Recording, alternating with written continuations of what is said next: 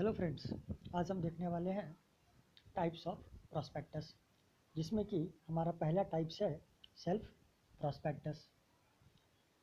तो self prospectus को define किया गया है section 31 of the companies act 2013 में इसको डिफाइन किया गया है।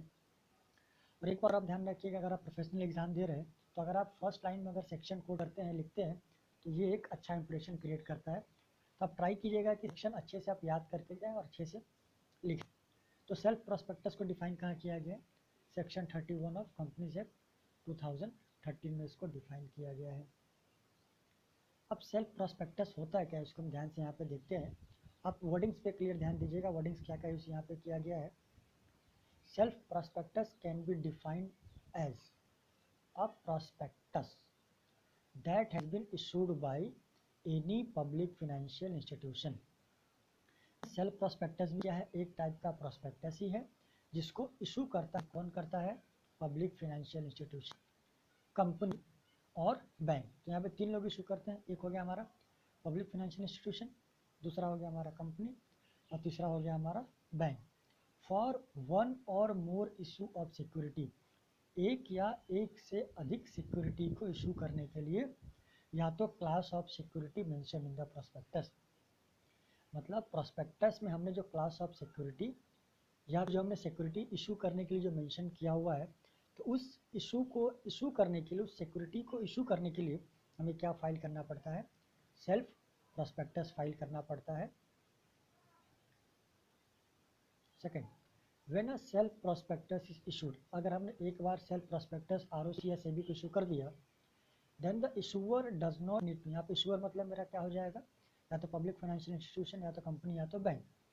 तो when a self prospectus is issued, then the issuer does not need to issue a separate prospectus। इस अगर आपने एक बार सेल्फ प्रॉस्पेक्टस इशू कर दिया, तो फिर आने वाले समय में आपको हर चीज़ के लिए प्रॉस्पेक्टस इशू करना नहीं पड़ेगा। For each offering he can offer और sell securities without issuing any further prospectus. मिस हमारा जो इशूअर होगा, जो हमारा पब्लिक इंस्टीट्यूशन होगा, जो हमारा कंपनी होगा, वो बैंक होगा, वो बिना प्रॉस्पेक्टस इशू किए हुए तो क्या कर सकता है? ही कैन ऑफर और sell securities without issuing any further prospectus. Means वो सिक्योरिटीज को किसी को ऑफर भी कर सकता है, या वो सिक्योरिटी को किसी को सेल भी कर सकता है। इसके लिए कंपनी को या इशूअर को अलग अलग प्रॉस्पेक्टस इशू करने की आवश्यकता नहीं होगी।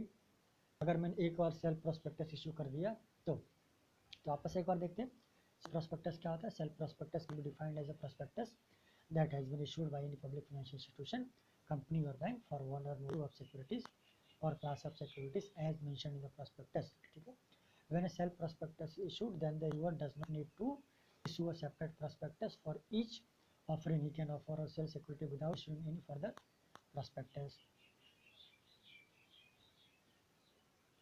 अब नेक्स्ट हमारा जो सबसे मेन पॉइंट है, the regulation are to be provided by security exchange board of India, जिसको हम लोग प्यार से सेबी कहते हैं।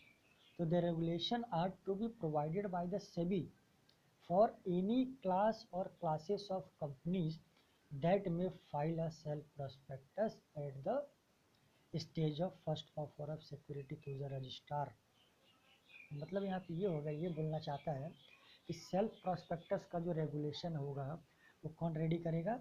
Security exchange board of India, SEBI. मतलब सेबी यहाँ पे क्या करेगा? एक अमाउंट फिक्स करके देगा कंपनी को या बैंक को या फाइनेंशियल इंस्टीट्यूशन को, या तो सिंपल तरीके में ये बोल सकते हैं कि सेबी एक अमाउंट फिक्स करेगा सबके लिए कि अगर आपका इशू इतने के ऊपर जाता है, जैसे हमने प्रॉस्पेक्टस में 10 करोड़ दिया, 20 करोड़ दिया, 50 करोड़ दिया इशू के लिए, तो सेबी एक अमाउंट फिक्स कर देगा, निर्धारित कर देगा कि अगर आपका इशू इतने के ऊपर जाएगा तो ही आपको सेल्फ प्रॉस्पेक्टस फाइल करना है, अलावा नहीं फाइल करना है। जैसे मान के चलिए कि अगर सेबी ने क्राइटेरिया दिया 1 करोड़ का, तो अगर मेरे प्रॉस्पेक्टस में अगर इशू 1 करोड़ के ऊपर जाता है तो ही मुझे सेल्फ प्रॉस्पेक्टस फाइल करना पड़ेगा, वरना मुझे सेल्फ प्रॉस्पेक्टस फाइल करना नहीं पड़ेगा। अगर मान लीजिए 1 करोड़ से नीचे है तो मुझे फाइल करना ही करना नहीं है, बट अगर 1 करोड़ के ऊपर जाता है तो मुझे क्या फाइल करना है? सेल्फ प्रॉस्पेक्टस फाइल करना है। तो ये नियम कौन बनाएगा? SEBI, security exchange board of India. The prospectus self prescribe the validity period of the prospectus. ठीक है, तो यहाँ पे क्या बोला जा रहा है कि जो प्रॉस्पेक्टस होगा वो वैलिडिटी पीरियड बताएगा। अभी वैलिडिटी पीरियड का सिंपल मतलब समझेंगे हम, एक्सपायरी डेट जिसको हम लोग बोलते हैं, वही पे हमारा क्या हो जाएगा, वैलिडिटी पीरियड। जो मैंने प्रोस्पेक्टस जो मैंने सबमिट किया हुआ है आरओसी के पास, गवर्नमेंट के पास, वो कितने दिन तक वैलिड रहेगा, तो should not be exceeding 1 year. जो हमारा प्रोस्पेक्टस है हमारा 1 साल तक वैलिड रहेगा। हम उस 1 साल के अंदर कितने भी इशू लेके आ सकते हैं, तो हमें वापस प्रोस्पेक्टस फाइल करना नहीं पड़ेगा। This period commences from the opening date of the first offer of the security. अब जैसे हम वाले से आज मान लीजिए मैंने प्रोस्पेक्टस फाइल कर दिया, तो क्या आज से हमारा डेट काउंट हो जाएगा? नहीं, हमारा डेट कब काउंट हो जाएगा? Period commences from the opening date of the first offer of the security. जैसे ही मैं अपना फर्स्ट सिक्योरिटी का ऑफर करता हूँ मैं, उसके बाद से मेरा क्या हो जाएगा, मेरा जो 1 साल का पीरियड है वो चालू हो जाएगा। And for any second or further offer no separate prospectus is required. तो अगर 1 साल के अंतर्गत दौरान अगर मैं वापस कोई इशू के आता हूँ, उसके लिए मुझे कोई नया प्रोस्पेक्टस फाइल करने की आवश्यकता नहीं है। और सबसे इम्पॉर्टेंट यहाँ पे है, while filing for self prospectus a company is required to file information memorandum along with it.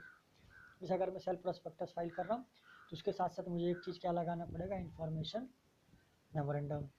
तो अभी इन्फॉर्मेशन मेमोरेंडम क्या होता है, मैं इसके लिए आपके लिए अगला वीडियो लेके आऊँगा, तब आपको बताऊँगा कि इन्फॉर्मेशन मेमोरेंडम क्या होता है। तब तक के लिए दोस्तों, जय श्री राम, हर हर महादेव।